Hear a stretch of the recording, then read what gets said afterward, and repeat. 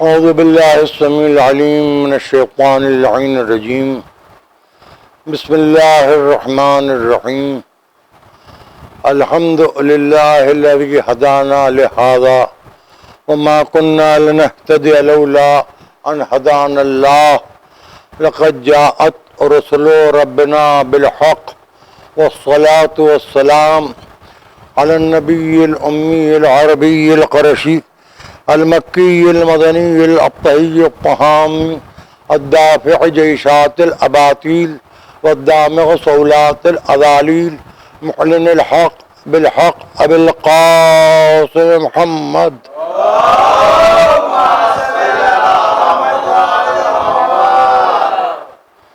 وعلى أهل بيته الطيبين الطاهرين المعصومين المظلومين الذين أذهب الله عنهم الرجس وطهرهم تطهيرا.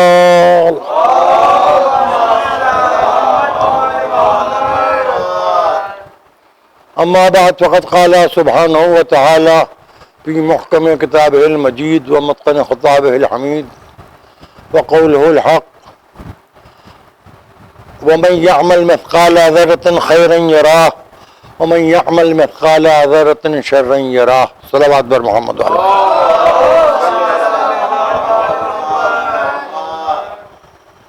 قرآن مجید کے الفاظ کی تلاوت کا ایک سلسلہ جاری ہے جس میں ارشاد احدیت ہے کہ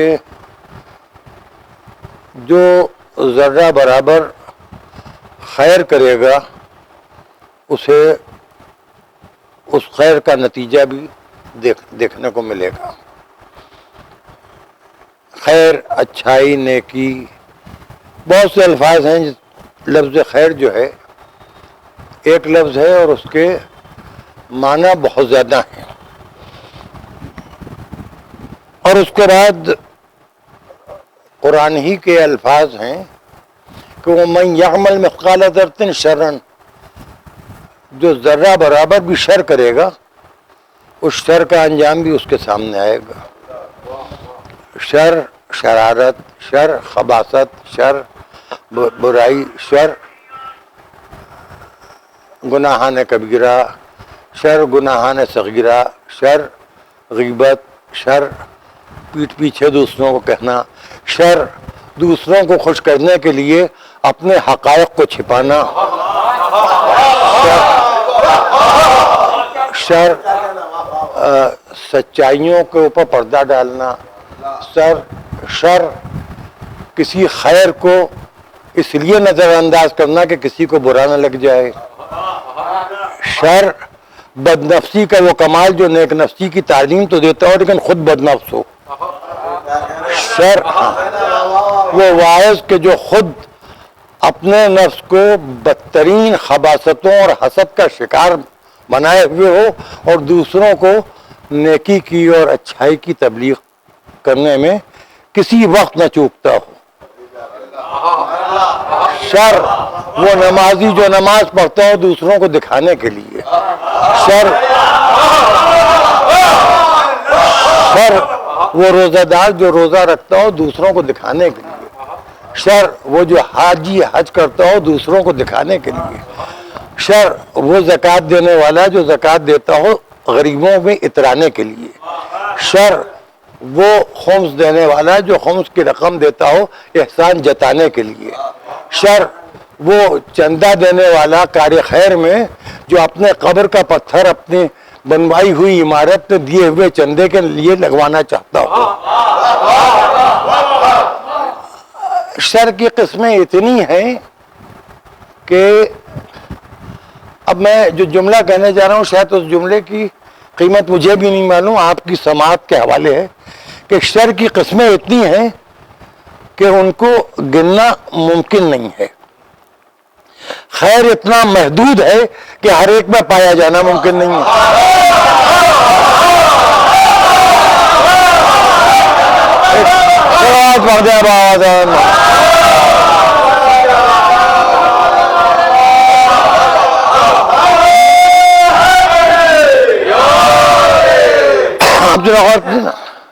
خیر بہت محدود ہے. خیر کی حد یہ ہے کہ خیر کے لیے رسول نے اپنی زندگی کو، پوری زندگی کو ولادت سے اور آخری سانس تک خیر کے لیے مخصوص کر دیا. بلکہ اللہ نے خیر کو جب معراج کی حد عروج پر پہنچایا، معراج کی حد عروج پر، تو اس معراج کی حد عروج کا نام ہے ذات ختیم مرتبت احمد مصطفیٰ محمد مصطفیٰ صلی اللہ علیہ وسلم.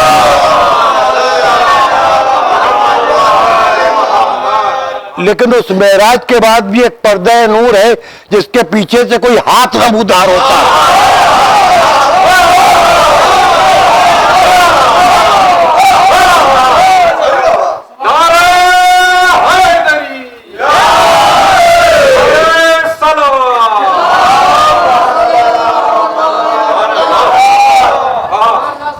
اب میں آپ سے یہ گزارش کرنا چاہتا ہوں کہ کیا رسول کی زندگی میں کوئی لمحہ ایسا ہے جس میں خطا ڈھونڈی جا سکے؟ نعوذ باللہ. کیا رسول کی زندگی میں کوئی لمحہ ایسا ہے کہ جس میں کوئی غلطی ڈھونڈی جا سکے؟ کیا رسول کی زندگی میں کوئی لمحہ ایسا ہے کہ جس میں کوئی کسی کو اذیت دینا رسول کے لیے ممکن نہیں ہے نا؟ اب یہ بتائیے کہ ایک سوسائٹی چل رہی تھی، ایک معاشرہ چل رہا تھا، کچھ لوگ شراب پی رہے تھے، کچھ جوا کھیل رہے تھے، کچھ لڑ رہے تھے، کچھ ایک دوسرے کو قتل کر رہے تھے، ایک قبیلہ دوسرے قبیلے پر حاوی ہو رہا تھا، سر کٹ رہے تھے، کمانیں کڑک رہی تھیں، تیر سنسنا رہے تھے، نیزے لچک رہے تھے، تلواریں چمک رہی تھیں، گھوڑے دوڑ رہے تھے، غبار اڑ رہا تھا، اور جب زیادہ دھول اڑ جاتی تھی تو انسانی خون سے اس کے اوپر چھڑکاؤ بھی ہو جاتا تھا. اور اپنے گود میں لٹا کے ماں بچے کو یہ بتانے لگتی تھی کہ تمہارے دادا نے اتنے قتل کیے، تمہارے باپ نے اتنے قتل کیے، تمہارے پردادا نے اتنے قتل کیے، تمہارے چچا نے اتنے قتل کیے، تمہارے نانا اتنے بڑے قاتل تھے، تمہارے ماموں اتنے بڑے قاتل تھے، تمہارے پھپھا اتنے بڑے قاتل تھے، تمہاری پھوپھی بہت ظالم تھی. لیکن میں کچھ کہہ نہیں رہا ہوں. اب اگر آپ کچھ سمجھ رہے ہیں تو اس کی ذمہ داری آپ کے کانوں پر ہے، میری زبان پر نہیں ہے. میں کسی کو کچھ نہیں کہہ رہا ہوں. میں تو اس سوسائٹی کی منظر کشی کی ایک ناکام کوشش کر رہا ہوں، کیونکہ دیار انیس و دبیر کا پروردہ ہوں. تو کوشش کرتا ہوں. قصہ یہ کہ مجھ میں کوئی جوہر نہیں ہے، میں ایک ماضی کے شکستہ آئینے کا چھوٹا سا ٹکڑا ہوں، مگر یہ ہے کہ میرے اندر خیر کی صورت نظر آئے نہ آئے، شر کو پہچاننے کی صلاحیت ہے.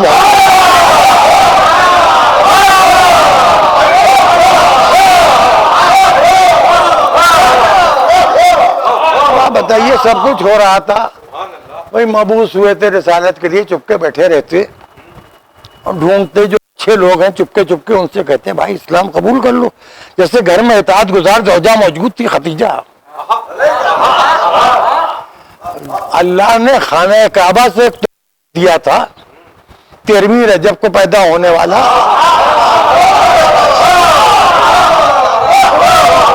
وہ بچہ 10 برس کا ہو گیا تھا.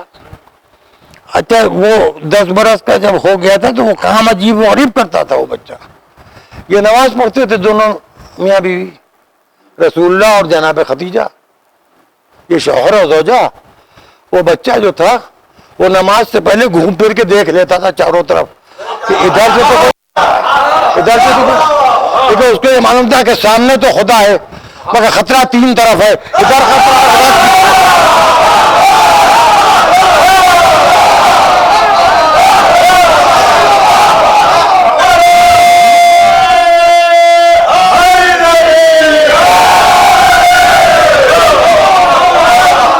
وہ بچہ بھی نماز میں شروع ہوتا ہے. چونکہ نماز شروع ہوتے ہی وہ بچہ دیکھتا تھا کہ رسول نماز پڑھ رہے ہیں تو اس کو یہ معلوم تھا کہ رسول کے ہاتھ بندھے کہ کھلے گا.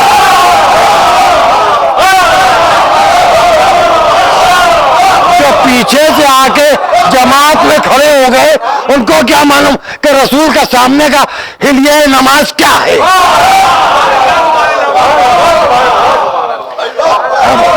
ایسے ہی جناب خدیجہ کی ایسی کوئی خاتون، علی کا ایسا کوئی بچہ ملتا جاتا، چپکے چپکے جاتے کہ اللہ ایک ہے، غیر اللہ کی عبادت کرنا چاہیے، اللہ کے علاوہ کسی کے سامنے پیشانی خم نہیں کرنا چاہیے. انبیاء 1,24,000 ہیں، میں آخری ہوں، مجھ پر نبوت ختم ہے اور شوہر کی اطاعت واجب ہے جیسا کہ جناب خدیجہ کر رہی ہیں. بڑے بھائی کا احترام کرنا چاہیے جیسے کہ علی کر رہے ہیں. یتیم بھتیجے کا خیال رکھنا چاہیے جیسے کہ ابو طالب میرا خیال رکھتے ہیں.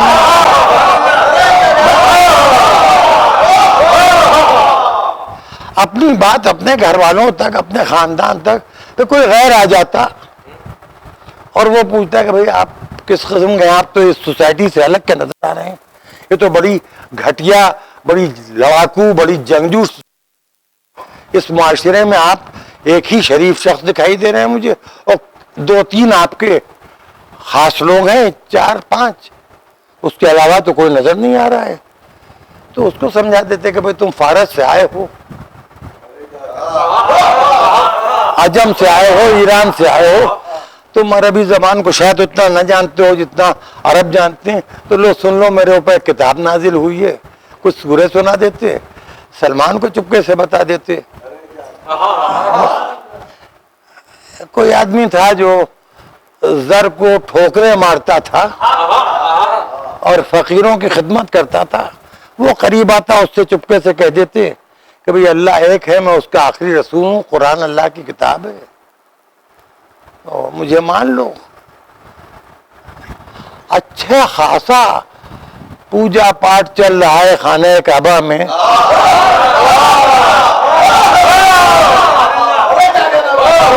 اچھا 365 بت رکھے ہوئے ہیں، ہر قبیلے نے ہمارے غرور کے اپنا ایک خدا تراش لیا ہے، کوئی فلسفہ نہیں. دیکھیے وہ جو عرب تھے ان کے پاس نہ کوئی میتھالوجی تھی نہ کوئی تھیالوجی تھی، نہ ان کے پاس کوئی عقیدہ تھا نہ کوئی عمل تھا، صرف غرور اور تکبر اور ٹکراؤ اور ایک دوسرے کے اوپر فوقیت لے جانے کا جذبہ تھا. اس ماحول میں ایک مرتبہ کوہ فارا کی بلندی سے آواز دی، قولوا لا الہ الا اللہ تفلحوا، کہو لا الہ الا اللہ، نجات مل جائے گی، فلاح مل جائے گی. پوری سوسائٹی دشمن ہو گئی. ایک آدمی نے کلمہ پڑھ لیا تو اس کے وہ بہنوں ہی تھا کسی کا، تو بہن کے بھائی نے بہن کے شوہر کو اتنا پیٹا کہ ادبرا کر دیا. اب سوشل بائیکاٹ شروع ہو گیا ان لوگوں کا جو رسول اللہ کے چاہنے ماننے والے تھے اور جو رسول کی بات مان رہے تھے. اب وہ بھوکوں مرنے لگے، ان کے پاس کھانے کو نہیں، سوسائٹی نے ان کو الگ کرنا شروع کر دیا. ابھی تو ہمارے آبا و اجداد کے جو واہمے ہیں اور جو تخیلات ہیں اس کے خلاف کسی راستے پر جا رہے ہیں، اور پھر یہ تو بہت ماحول خراب کر دیں گے. یہ جھوٹوں سے کہہ رہے ہیں سچ بولو، یہ بے ایمانوں سے کہہ رہے ہیں کہ امانت داری برتو، یہ ظالموں سے کہہ رہے ہیں کہ تلواریں پھینک دو. نماز کی سب بناؤ، اللہ کے سامنے سر جھکاؤ، اللہ کے بندوں سے جھک کے ملو. تو بائیکاٹ شروع ہوا. اب وہاں پر دولت بہت سسرالی تھی، سسرالی دولت بہت تھی. خوائلد کے خزانے تھے جو بیٹی کو ملے تھے، جہیز میں بہت کچھ لائی تھیں. اب جناب خدیجہ نے ایک دن رسول گھر میں آئے، چہرے کا رنگ اڑا ہوا تھا. تو جناب خدیجہ نے کہا آپ پریشان کس بات پہ ہیں؟ دیکھیے زوجہ وہ ہے جو چہرے کا رنگ دیکھ کے شوہر کا مزاج سمجھ جائے.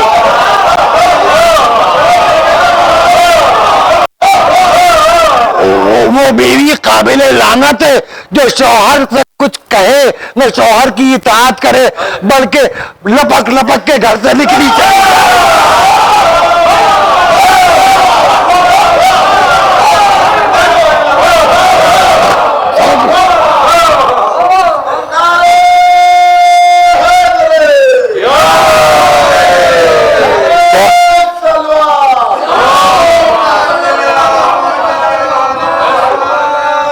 جناب خدیجہ نے کہا آپ کے چہرے کا رنگ بہت بدلا ہوا لگ رہا ہے, آپ بہت پریشان نظر آ رہے ہیں. رسول نے پریشانی بیان نہیں کی تھی اپنی. کہا بی بی جس نے بھی میرا کلمہ پڑھا ہے, اللہ کا کلمہ پڑھا ہے اور میرا کلمہ پڑھا ہے اور میرے کہنے سے اسلام قبول کیا ہے, ان سب کا سوشل بائیکاٹ ہو گیا ہے, ان کے پاس کچھ کھانے کو نہیں ہے, بیچارے بھوکے ہیں. جناب خدیجہ اپنے گھر کے ایک حجرے میں گئیں باہر آئیں, گئیں باہر آئیں, گئیں باہر آئیں. عدد سنیے گا, 72 مرتبہ خدیجہ اپنے ایک حجرے میں گئی ہیں, ایک, ابھی اور حجرے ہیں گھر میں, ایک حجرے میں گئی باہر آئیں. اتنی دولت لا کے رکھی کہ دولت رسول کے اور خدیجہ کے درمیان پردہ بن گئی. چلے جائیے, خرچ کیجیے, کھلائیے پلائیے, ان کے فاقے تو آئیے.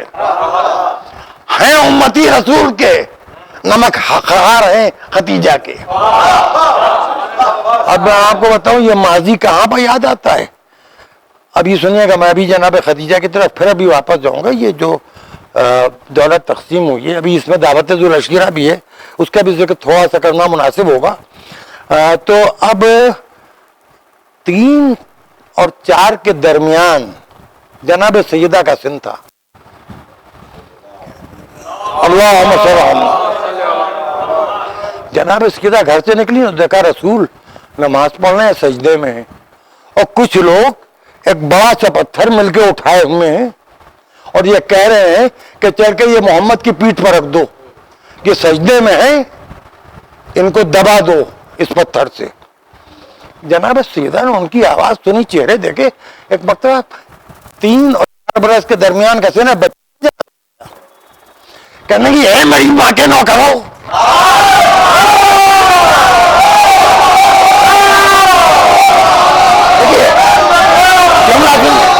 اے میری ماں کے نوکرو, تمہاری یہ مجال کہ خدا کا رسول سجدہ کرے اور تم اس کی پیٹھ پر پتھر رکھو.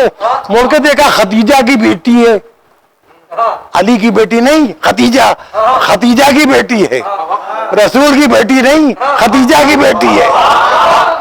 اتنے دیکھیں بہت ذلیل تھے, کافر تھے, مشرک تھے, مگر نمک حلال تھے.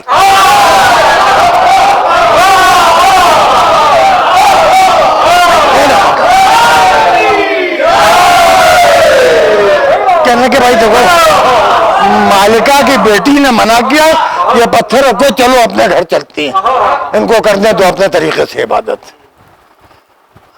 رسول اللہ نے سنا کہ میرے سجدے کو پتھر کے بوجھ سے سیدہ نے بچایا. کہ بیٹی تو نے میرے سجدے پر احسان کیا ہے, اس کا بدلہ دے کے مروں گا. اب تیرا بیٹا سجدے کی حالت میں میری پیٹھ پہ آ جائے گا, سر نہیں اٹھاؤں گا.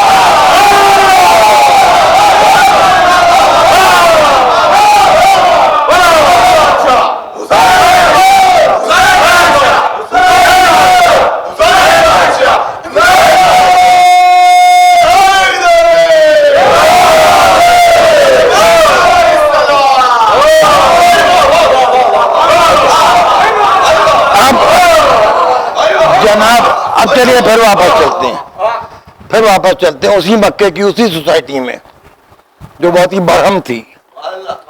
اب اس میں یہ ہوا کہ جناب خدیجہ نے کہا ایسا کیجئے کہ دعوتیں کرنا شروع کیجئے, کھانے پہ بلائیے. اب وہاں مسئلہ یہ تھا کہ خدیجہ کے پاس دولت تو تھی, مردوں میں کوئی ایسا شخص ہونا چاہیے نا جو دعوت میں بلائے, جو انتظام کروائے, جو باورچیوں سے بکوائے. اب کوئی کافر تو یہ کام کر نہیں سکتا.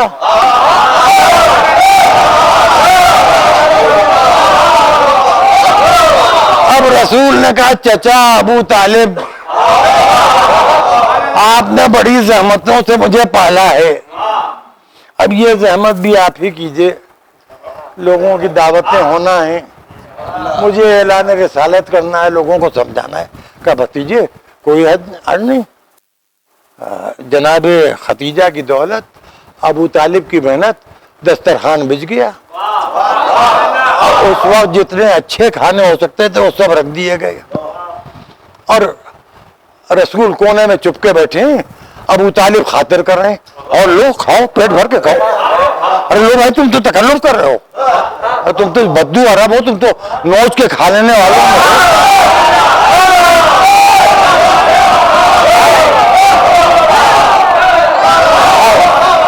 بھر لو پیٹ, جتنا پیٹ بھرنا ہے بھر لو, خوب کھاؤ کھاؤ. اب سب کے پیٹ بھر گئے, دسترخوان اٹھایا گیا تو رسول اللہ نے کہا کہ لوگوں سنو, اللہ ایک ہے اور میں اس کا آخری نبی ہوں, مجھے کتاب دی گئی ہے, قرآن اس کا نام ہے.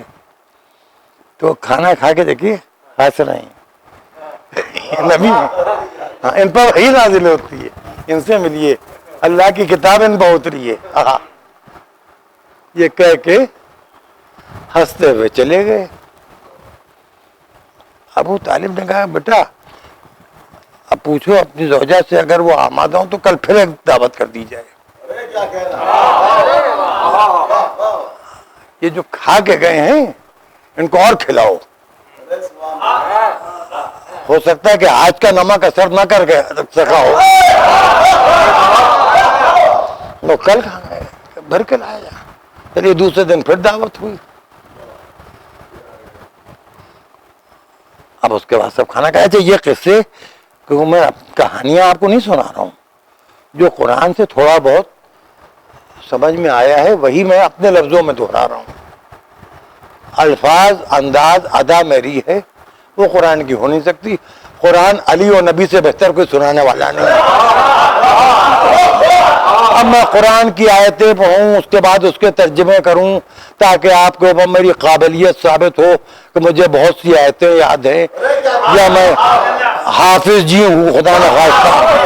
تو بھائی اگر ایسا ہوتا تو یہ بھی کر دیتا. اب یہ سب اتنا امکان میں ہے نہیں, اور نہ اتنی لمبی تقریریں کرنے کی عمر میں ہوں میں. تو اب دوسرے دن پھر سب آ گئے, خوب کھایا. پھر رسول نے کہا, پھر رسول کا مذاق اڑاتے ہوئے چلے گئے. اچھا ایک بات سمجھ لیجیے, ایک مرتبہ آپ مجھے اپنے یہاں بلائیے, بہت خاطر مدارات کیجیے, اس کے بعد آپ مجھ سے کہیے کہ یہ میرے پاس ایک تسبیح ہے اور یہ عقیق کی ہے, یہ انگوٹھی جو ہے یہ فیروزے کی ہے, یہ میرے گھر میں جو تعزیہ رکھا ہے یہ گنگا جمنی ہے, سونے چاندی سے بنا ہوا ہے. تو میں آپ کے یہاں کھاؤں گا پیوں گا, اچھا خانے کی زیارت کروں گا, آپ کی تصویر دیکھوں گا, کروں گا, آپ کی بات پر یقین نہیں بھی آئے گا. نہ میں سنار نہ میں جوہری, تو میں یہ کہہ سکتا ہوں کہ یہ کہہ رہے ہیں انہوں نے کھلایا ہے, چلو ہاں آپ صحیح فرما رہے ہیں. اچھا اجازت دیجیے, خدا حافظ. اگر میں کسی شریف کی اولاد ہوں, اگر میں نے شریف ماں کا دودھ پیا ہے تو باہر جا کے آپ کا مذاق نہیں اڑاؤں گا, آپ کا نمک کھا کے آپ کا مذاق نہیں اڑاؤں گا. اگر شریف ماں کا بیٹا ہوں تو دوسرے 2 دن گزر گئے, پھر تیسرے دن آئے. اچھا 3 دن کھلانے کے بعد چوتھے دن رسول اللہ سے میں نے کہا کہ حضور آج میرے کہنے سے دسترخوان بچا دیجئے. فرمایا چپ رہ میرے امتی جاہل, چپ خاموش. سرکار میں تو چپ ہوں, میں تو یوں ہی کہہ رہا تھا کہ 3 موقع باطل کو دیے جاتے ہیں, 3 موقع دیکھو.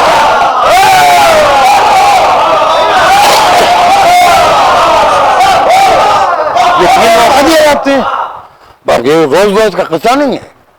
اب اسی میں بعد بہت سے ایسے تھے کہ جو اس میں سے مسلمان ہو گئے، کلمہ پڑھ لیا، اب وہ پیٹ سے پڑھا کہ زبان سے پڑھا، دل سے پڑھا کہ دماغ سے پڑھا، اب وہی رسول آخری حج کے بعد واپس آ رہا ہے، اب وہی رسول آخری حج کے بعد واپس آ رہا ہے۔ دیکھیے مختلف مناظر جوڑ کے میں خیر کی کمی اور شر کی زیادتی آپ کو بتانا چاہتا ہوں، اور یہ میں کسی اور امت کا ذکر نہیں کر رہا ہوں، امت محمدیہ کا ذکر ہے۔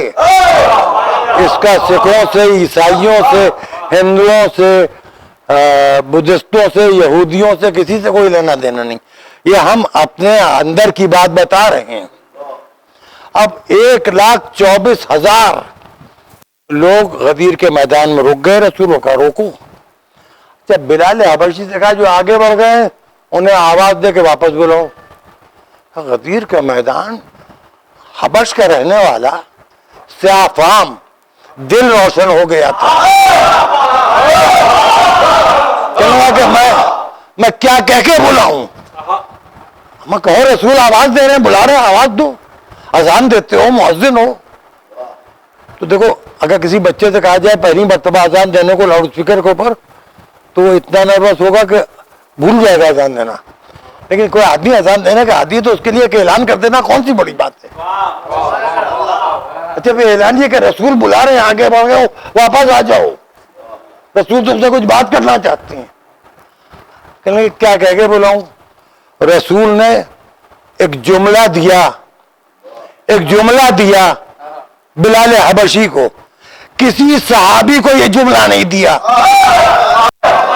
جو اس سیاہ فام حبشی شخص کو دیا، کہو حی علی خیر العمل،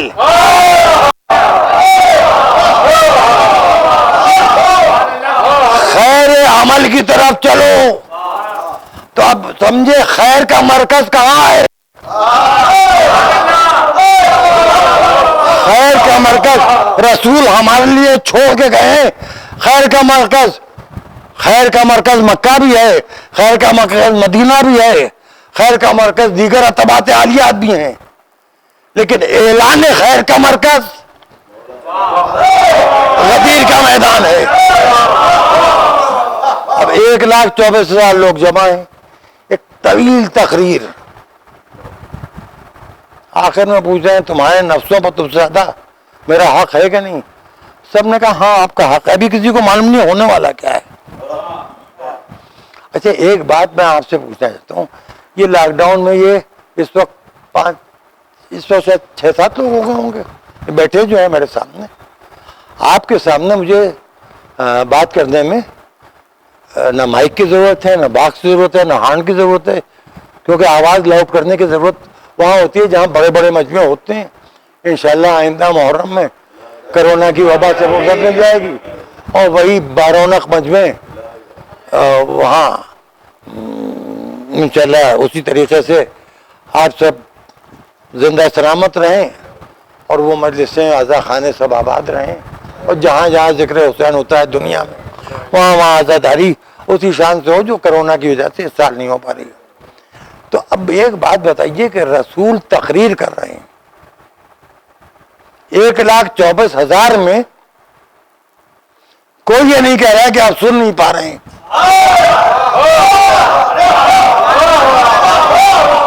1,24,000 لوگ ہیں، اچھا ڈیزرٹ ہے، صحرا ہے، دشت ہے، ریگ ہے اور دوپہر کا وقت ہے۔ سنیے ماحول ایسا تھا کہ بہرا بھی نہ کہہ پایا کہ ہم نہیں سن پائے، نہیں بہرا بھی یہ نہیں کہہ سکا کہ ہم نہیں سن پائے، کیونکہ اگر کسی نے نہ سنا ہوتا تو بعد میں کسی سے پوچھتا تو کہا کیا اتنی دیر دھوپ میں بٹھا دیا ریت پر جلتی ریگ پر، اور بولتے چلے گئے۔ اس کے بعد ہمیں کیا سمجھ میں آیا؟ آج تک تو ایسا ہوا نہیں، پسلیوں سے پکڑ کے، پسلیوں سے، پہلوؤں سے چھوٹے بھائی کو اٹھا کے ہاتھوں میں بلند کر دیا، اتنا اونچا کیا کہ خود چھپ گئے۔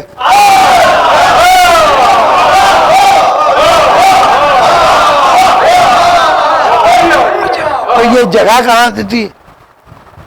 کہا بھئی ایسا تھا کہ یہ جو اونٹ کے اوپر جو چیز رکھی جاتی ہے جس کے اوپر لوگ بیٹھتے ہیں اس کو پالان کہتے ہیں فارسی میں. پالن شتر ہم بچپن سے سنتے آئے ہیں اور ہمارے بچے بھی بچپن سے سنتے آئے ہیں کیونکہ ایک ہی ماحول کی سنتے ہیں. اور تو ان کا کہ وہ اونٹوں کے اوپر جو بیٹھنے کے لیے کور وغیرہ ڈالا جاتا ہے وہ اتنے وہ کروائے تھے کہ بہت بلندی پہ پہنچ گئے تھے. رسول اللہ ممبر بنایا تھا تو ممبر رسول سے آخری تقریر کیا ہوئی ہے؟ جس کا میں مولا اس کے علی مولا، اللہم والے من والا وعاد من عادا. پروردگار اس سے محبت کر جو علی سے محبت کرے، پروردگار اس سے دشمن رکھ جو علی کو دشمن رکھے. اللہم انصر من نصرہ، جو علی کے کام آئے اس کی مدد فرما. اب چپ ہو جائیے سرکار، آپ رحمت للعالمین ہیں، اب کچھ نہ کہیے گا. یعنی بات مکمل کروں گا، علی کا معاملہ ہے.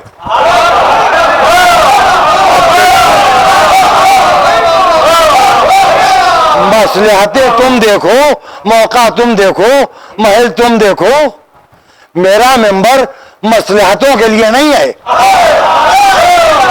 اور میں نے سب کو بلایا ہے.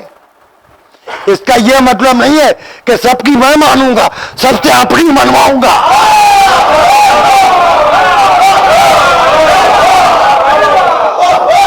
جو لوگ کہتے ہیں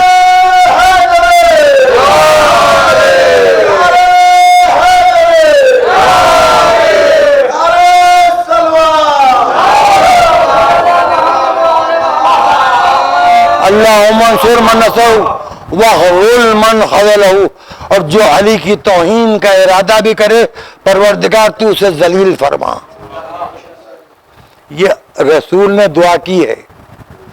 دھوپ تھی، دوپہر تھی، 1,24,000 کا مجمع تھا تو ممبر رسول بلا فضل خلافت علی ابن ابی طالب کے اعلان کے لیے.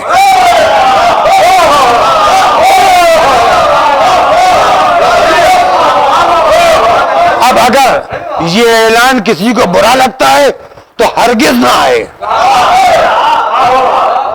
اور ہم جو رسول نے کہا ہے ہم وہی کریں گے. رسول نے کہا پروردگار اس کی مدد کر جو علی کی مدد کرے، اس سے محبت فرما جو علی سے محبت کرے،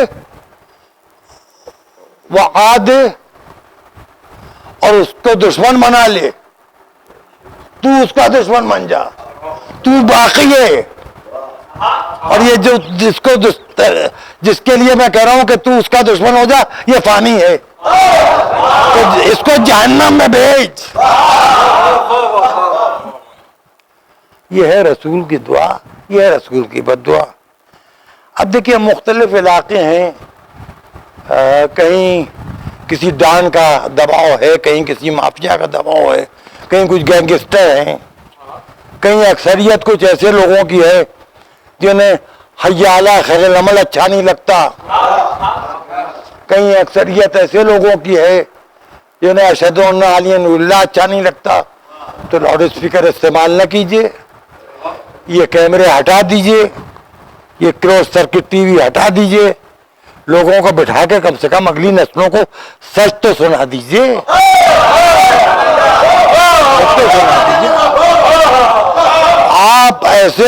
آپ ایسے اپنے کو شیعہ کہنے والے مولویوں سے وہ صوفی بہتر ہیں جو کہہ رہے ہیں دمادم مست قلندر علی دا پہلا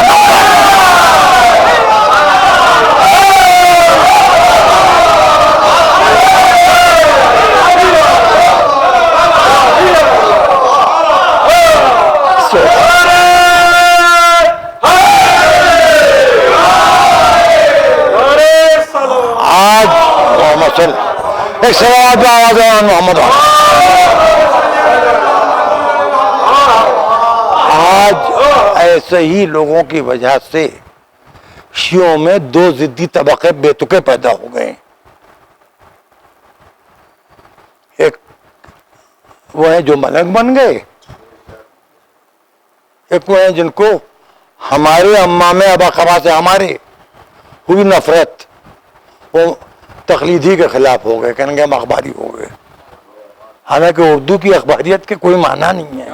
اخباری بہت بڑا عالم ہوتا تھا, وہ قرآن سے, حدیث سے, قول معصوم سے, عمل معصوم سے اپنی تکلیف شرعی اپنے لیے خود مشخص کرتا تھا. یہاں تو اخباری بھی ایک دوسرے کی تقلید کر رہے ہیں. تو مجھے لیکن دیکھیے ایک بات آپ کو بتاؤں, یہ اخباری ضرور ہیں لیکن معاف فرمائیے گا, ان کے اوپر یہ آپ الزام نہیں رکھ سکتے کہ یہ علی سے لے کے امام آخر تک کسی کی عظمت میں کوئی کمی کرتے ہوں. دیکھیے یہ تو آپ مانیں گے. اب اس کو آپ کیا کیجئے گا کہ آپ ہمیں اہل سنت میں, میں آپ کو کتنے اہل سنت ایسے گناؤں بتاؤں کہ جو آپ شیعوں سے آپ جو یہاں میرے سامنے یہ 5-7 لوگ بیٹھے ہیں, آپ سب میرے بچوں کی طرح ہیں, میرے بھائی کی طرح ہیں, آپ میں سے 1-2 لوگ, لیکن میں آپ کو بتا رہا ہوں آپ سے زیادہ علی سے, سیدہ سے, حسن سے, حسین سے محبت کرتے ہیں, جاتے ہیں نجف کربلا زیارت کرتے ہیں, دعائیں مانگتے ہیں.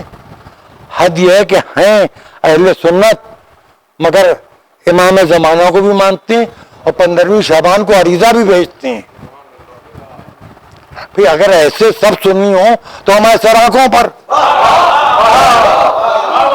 مگر معاف کیجیے گا اگر خباثت کا نام سنت ہے, سنیت ہے, علی کی دشمنی کا نام سنیت ہے, تو بھئی یہ تو نہیں چل پائے گا. اور ہم حال میں اس لیے مطمئن ہیں کہ ہمیں ماضی کا ایک ایک لمحہ یاد ہے. جب بھی ان کی یہاں جہاں حکومتیں ہوئی ہیں وہاں انہوں نے مظالم توڑے ہیں, اتنے مظالم توڑے کہ آج جو غیر مسلم ہیں وہ مسلمانوں کو دہشت گرد, ٹیررسٹ اور آتنکوادی سمجھتے ہیں. میں کیا کہوں, کہتے ہوئے شرم آتی ہے. جی چاہتا ہے کہ بڑھاپے میں تھوڑی داڑھی بڑھا لوں, ڈر لگتا ہے کہ دیکھنے والے مجھ سے ڈرنے نہ لگیں.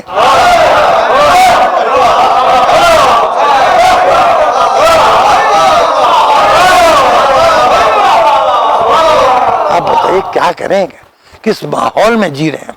پھر یہ دیکھیے یہ پاکستان نہیں ہے, یہ بنگلہ دیش نہیں ہے, یہ عجیب و غریب تو ملک ہے. جی ہاں, آپ کو ہر 4, 5, 6, 7, 8, 10 کلومیٹر کے بعد ایک نیا مذہب, ایک نئی زبان, ایک نئی بولی, ایک نیا طریقہ رسم و رواج مل جائے گا. کچھ جگہیں ہیں جو اپنے ماضی کو بڑی شان سے بچائیں, جیسے شمالی ہندوستان میں امروہہ ہے. امروہہ نے مرثیے کو اس وقت بھی محفوظ رکھا جب مرثیہ لکھنؤ میں دم توڑ گیا تھا. اردو ادب پہ امروہہ کا بہت بڑا احسان ہے, اور عیسائی ادب سے متعلق امروہہ نے بہت کام کیا ہے. یہ بات ہو سکتا ہے کہ ہمارے اہل لکھنؤ کو اچھی نہ لگے, لیکن بہرحال ان کا کام جو ہے بر صغیر میں پھیلا ہوا ہے. بہت بڑے محنتی لوگ ہیں اور اپنی روایت کے پابند ہیں. سب سے زیادہ جلوس بھی آپ یقین کیجیے امروہہ میں اٹھتے ہیں, اور بڑے بڑے چاہے وہ ارب پتی ہوں, چاہے کھرب پتی ہوں, چاہے فلم انڈسٹری کو ہوں, چاہے کہیں کے بھی ہوں, جلوس میں ننگے پیر چلتے ہیں. فرش ازا پائے منصب, عہدہ, کاروبار, پیشہ سب ازا خانے کے باہر, ازا خانے کے اندر خالص اثنا عشری شیعہ. اسی لیے ان کا شاندار ماضی بچا ہوا ہے. اور ایسا ہی میں چاہتا ہوں کہ انشاءاللہ ہمارے بچے بھی اسی طرح رہیں. آپ لوگ, خدا آپ لوگوں کو سلامت رکھے. اور میں بالکل اچھا, میرے لیے تو دیکھیے 30 برس سے شیعہ حضرات کہہ رہے ہیں میرے لیے, میں کہنا نہیں چاہ رہا ہوں, ایسی مجلسیں پڑھتے ہیں کہ شیعہ سنی جھگڑا ہو جاتا ہے. میرے لیے تکیہ کرام ہے. یہ لکھنؤ میں بچے پیدا ہوئے यही सुनते हैं। बेटा ये बताओ कि कभी मैंने मजलिस पढ़ी हो झगड़ा हो गया हो? ऐसा हुआ नहीं है, मगर शोहरत होगी। अच्छा मुझे उस शोहरत से फायदा हो गया, मेरे यहाँ डर के मारे वो आते ही नहीं जिनके सामने तखैया करना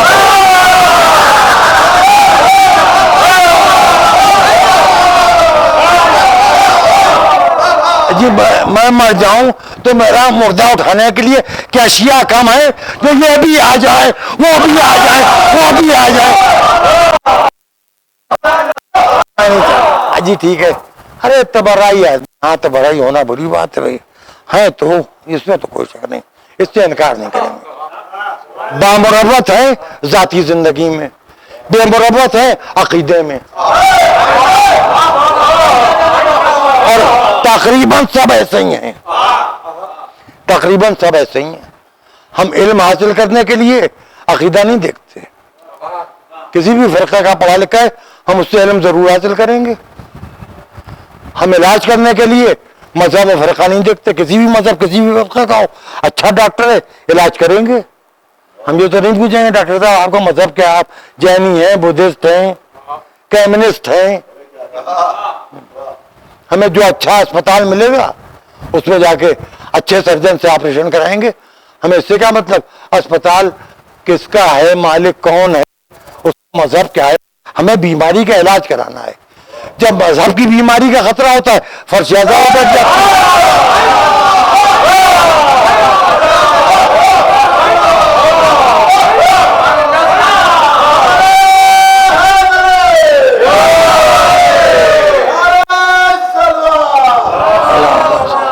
एक सलावत बात दिल दिल से सलावत।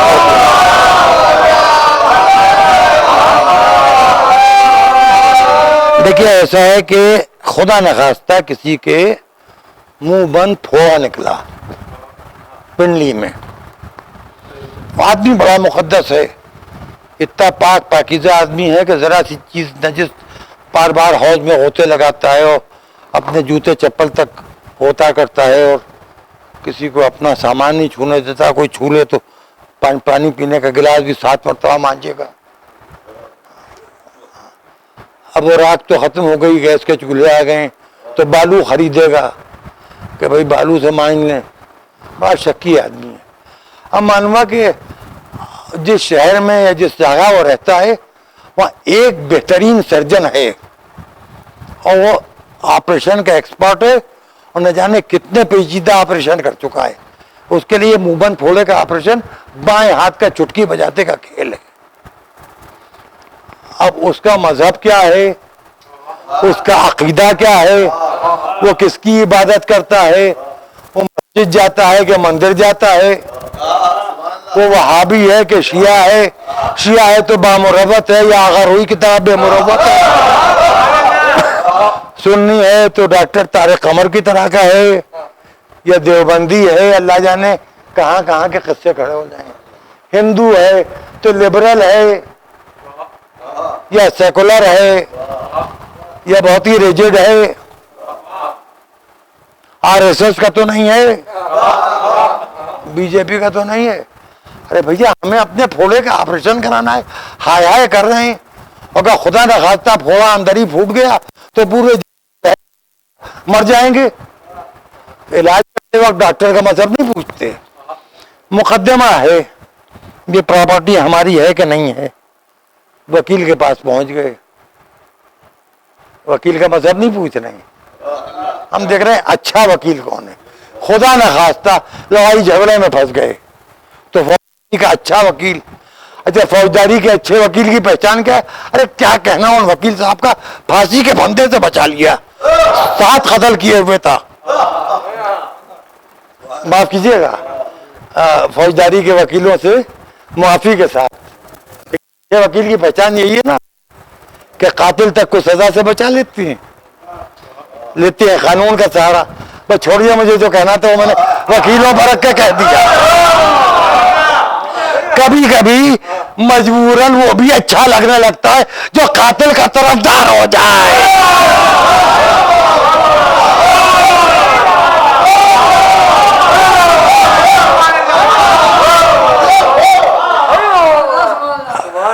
अब فرمائیے خیر ہمیں رسول سے درکار ہے.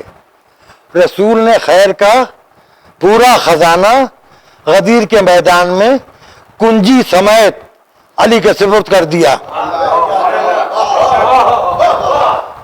علی نے وہ پورا خزانہ خیر حسن کے سپرد کر دیا. حسن کیا زوجیت کے نام پر وہی ہوا ہو چکا تھا. اب میں اس سے زیادہ دیکھیے اس سے زیادہ مرمت نہیں کر سکتا ہوں. میں بہت مرمت کر رہا ہوں, سچائی کو بہت وضاحت سے نہیں بیان کر رہا ہوں, لیکن نتیجہ کیا ہوا؟ رسول کا صبر, سیدہ کا صبر, حسن کا صبر, پھر یہ کربلا کا قصہ. اس میں ایک بات آج میں بہت اہم آپ سے کہنا چاہتا ہوں, اور وہ بات جو ہے اس کے اوپر خدا کے لیے دھیان دیجیے گا. بہت اہم بات ہے, بہت اہم بات ہے. شہادت علی اصغر کے بعد امام حسین کی ایک تقریر ہے. خدا کی قسم ممکن ہی نہیں ہے حسین کے علاوہ کسی کا اس طرح سے کچھ کہنا.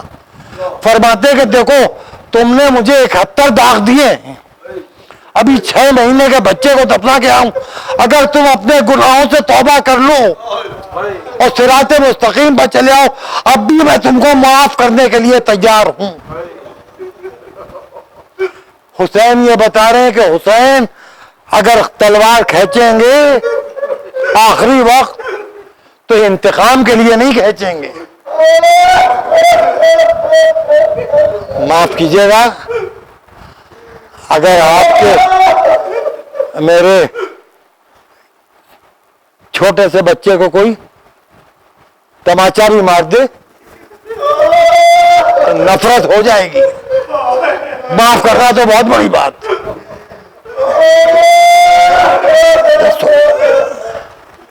اس کے بعد جو حسین کرے تم توبہ کر لو, لیکن توبہ کرنے کے بجائے قبر بجا جانے لگے. ہاں عزیزو, آج محرم کی کون سی تاریخ ہے؟ 4 دن گزر گئے, 5واں دن بھی گزر گیا, رات آ گئی. جی ٹھیک ہے, لاک ڈاؤن ہے یہ اپنی جگہ پر. کوئی شخص مجھے یہ بتائے کسی عمر کا بھی ہو کہ کسی بھی محرم میں وہ اتنا رویا ہو کہ اس کا دل مطمئن ہو گیا ہو کہ دل بھر کے رو نہیں, کوئی نہیں رو پایا. سنیے آپ, میں آپ کو آج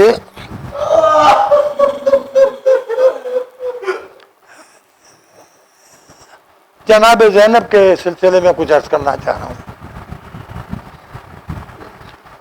نہ حسین کا ایسا بھائی نہ زینب کی ایسی بہن کائنات میں ڈھونڈے نہیں ملے گی.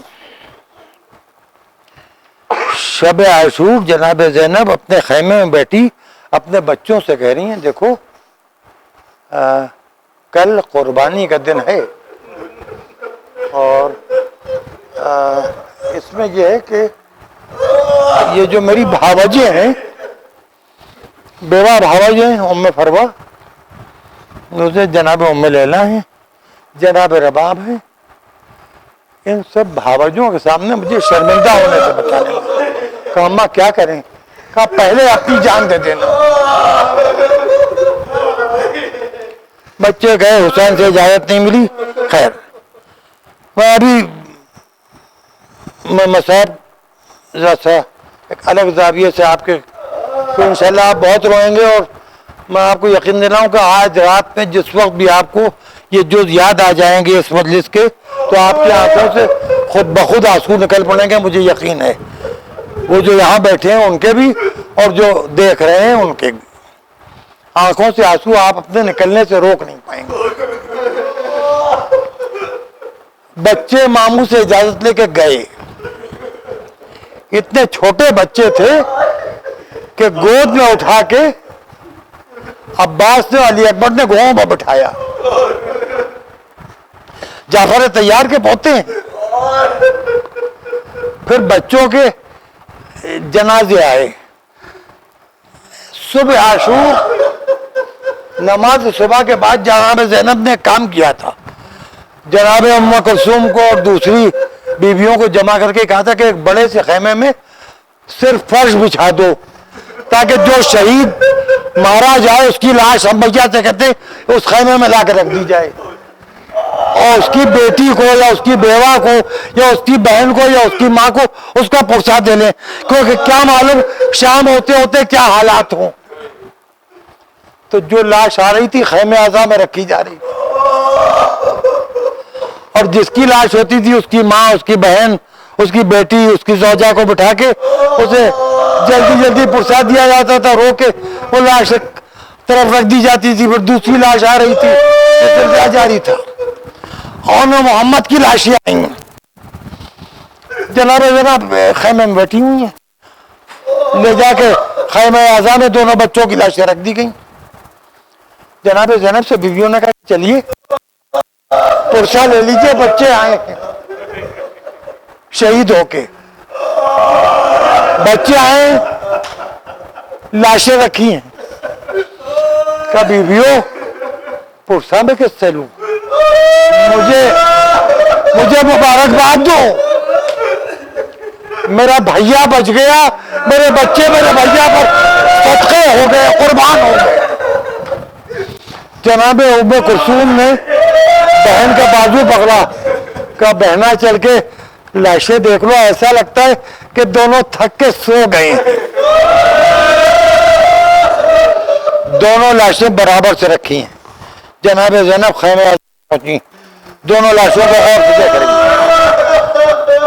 اب بیویاں بھی جمع ہیں اور سب رو رہے ہیں۔ ایک مرتبہ زینب بہت تیزی سے آگے بڑھی، اب سب یہ سمجھی کہ زینب اپنے کو بچوں کی لاشوں پر گرا دیں گی، لاشوں کے قریب پہنچی، گھٹنوں کے بل زمین پر بیٹھی، لاشوں کے درمیان جگہ بنائی، سجدے میں سر رکھا، الہی و سیدی و مولائی تقبل ہدیتی، اے پروردگار زینب کے اس حقیر ہدیے کو قبول فرما لے۔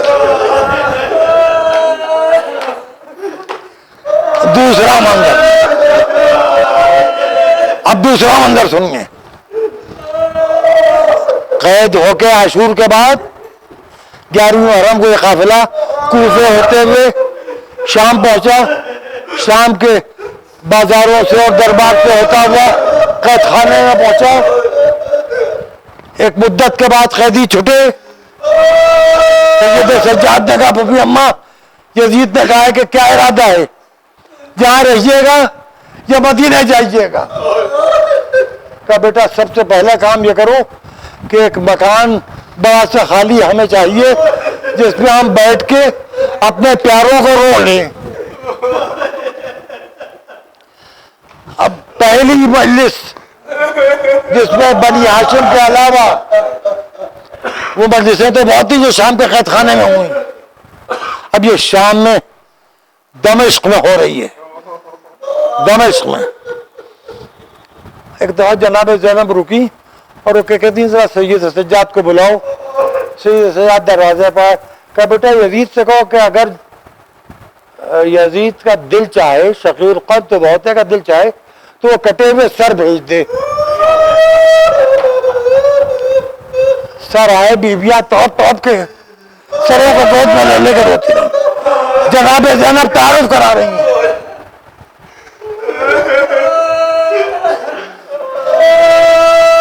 ایک مرتبہ شام کی ایک عورت نے کہا کہ جو دو بچوں کے کٹے ہوئے سر رکھے ہیں، یا تو ان کی ماں اس قافلے میں نہیں ہے یا ان بچوں کی ماں مر چکی ہے۔ جناب زینب نے کہا بی بی ایسا کیوں کہہ رہی ہو؟ کہا ایسا ہے کہ ہر کٹے ہوئے سر کا پرسہ لینے کے لیے کوئی نہ کوئی بیوی موجود ہے۔ بہت دیر سے میں دیکھ رہی ہوں کہ دو بچوں کے کٹے ہوئے سر ہیں، ان کا پرسہ لینے والا کوئی نہیں۔ زینب نے سروں کو دیکھا، کہا بی بی ان کی ماں میں ہوں، یہ اون ہے، یہ محمد ہے، میرے بچے ہیں، میں اس بھائیا کو رو رہی ہوں جس کی ماں اس دنیا میں نہیں ہے، میں اپنے بچوں کو نہیں روں گی۔